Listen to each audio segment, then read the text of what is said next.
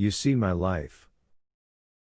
But you mustn't forget that you're seeing us in the summer, when you have come to us and we are not alone.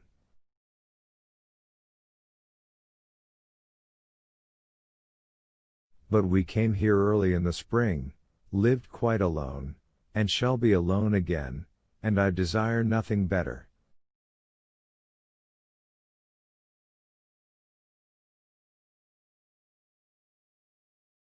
But imagine me living alone without him, alone, and that will be see by everything that it will often be repeated, that he will be half the time away from home, she said, getting up and sitting down close by Dolly.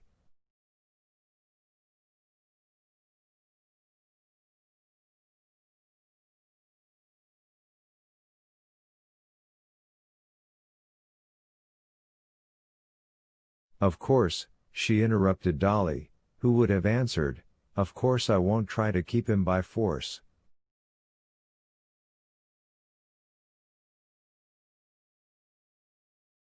I don't keep him indeed.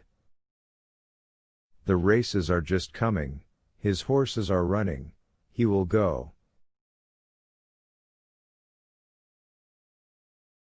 I'm very glad. But think of me, fancy my position. But what's the use of talking about it? She smiled. Well, what did he talk about with you?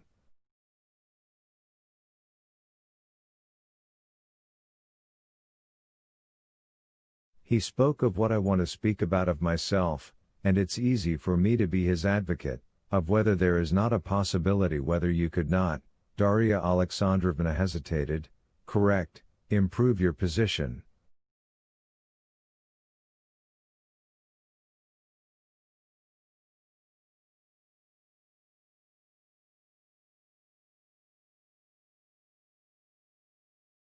You know how I look at it. But all the same, if possible, you should get married. Divorce, you mean? Said Anna. Do you know, the only woman who came to see me in Petersburg was Betsy Tverskaya?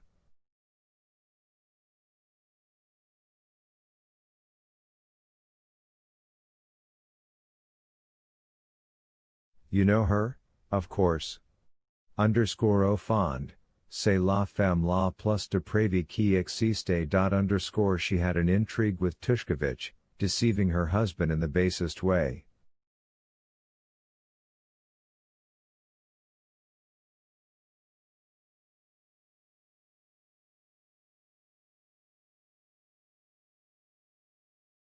And she told me that she did not care to know me so long as my position was irregular.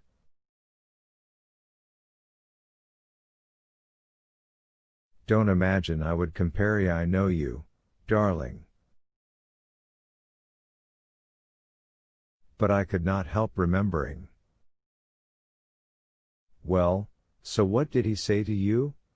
She repeated. He said that he was unhappy on your account and his own.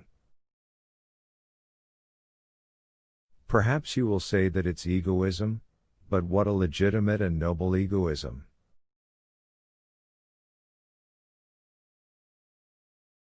He wants first of all to legitimize his daughter, and to be your husband, to have a legal right to you.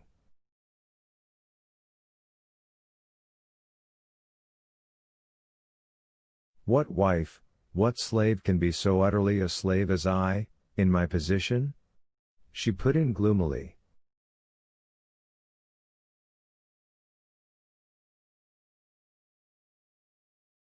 The chief thing he desires that you should not suffer. That's impossible. Well, and the most legitimate desire he wishes that your children should have a name.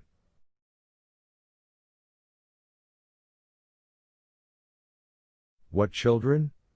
Anna said, not looking at Dolly, and half closing her eyes.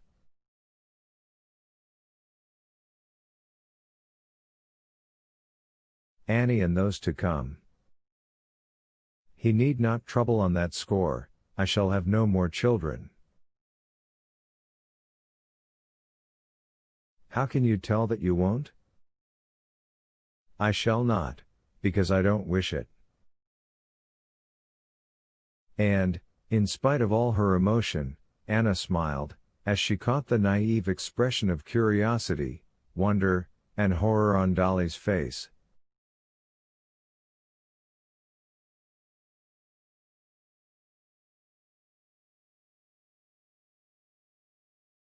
The doctor told me after my illness.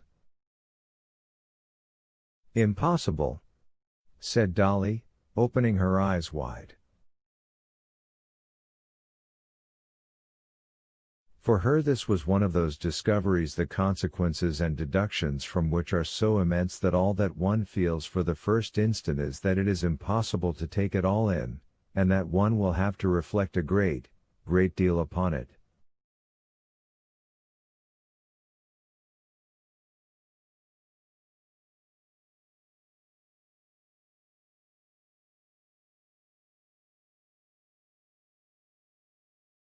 This discovery, suddenly throwing light on all those families of 1 or 2 children, which had hitherto been so incomprehensible to her, aroused so many ideas, reflections, and contradictory emotions, that she had nothing to say, and simply gazed with wide-open eyes of wonder at Anna.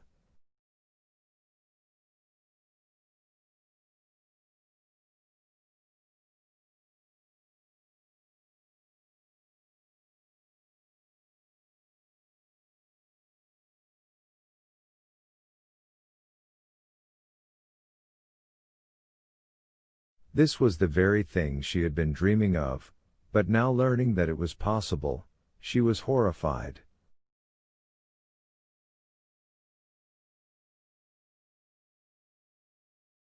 She felt that it was too simple a solution of too complicated a problem. N'est-ce pas immoral? Was all she said, after a brief pause.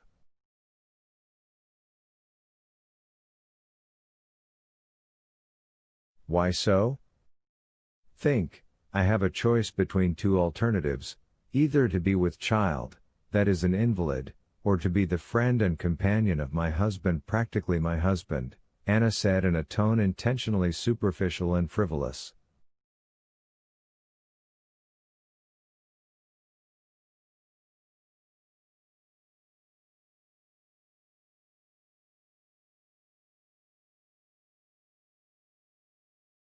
Yes, yes, said Darya Alexandrovna, hearing the very arguments she had used to herself, and not finding the same force in them as before.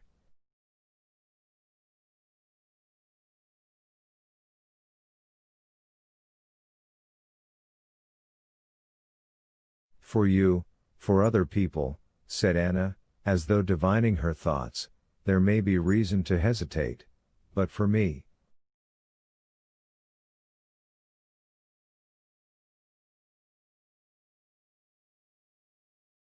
You must consider, I am not his wife, he loves me as long as he loves me.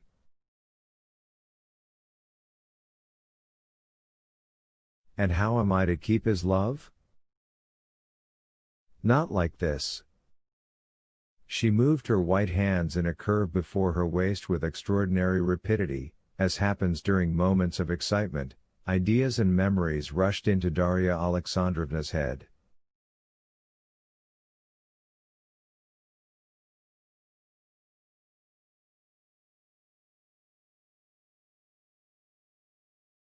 I, she thought, did not keep my attraction for Stiva, he left me for others, and the first woman for whom he betrayed me did not keep him by being always pretty and lively.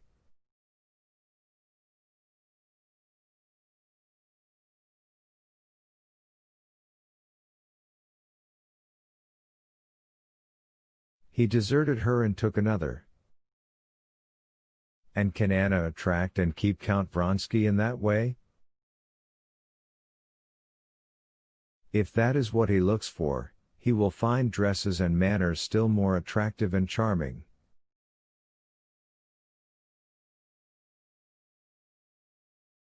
And however white and beautiful her bare arms are, however beautiful her full figure and her eager face under her black curls, he will find something better still, just as my disgusting, pitiful, and charming husband does.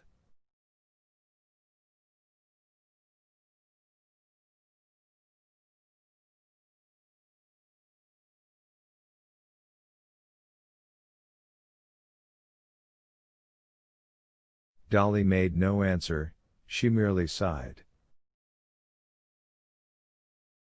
Anna noticed this sigh, indicating dissent, and she went on. In her armory she had other arguments so strong that no answer could be made to them.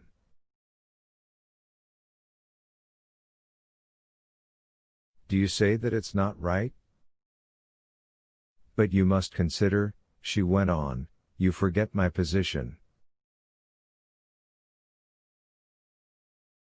How can I desire children? I'm not speaking of the suffering, I'm not afraid of that.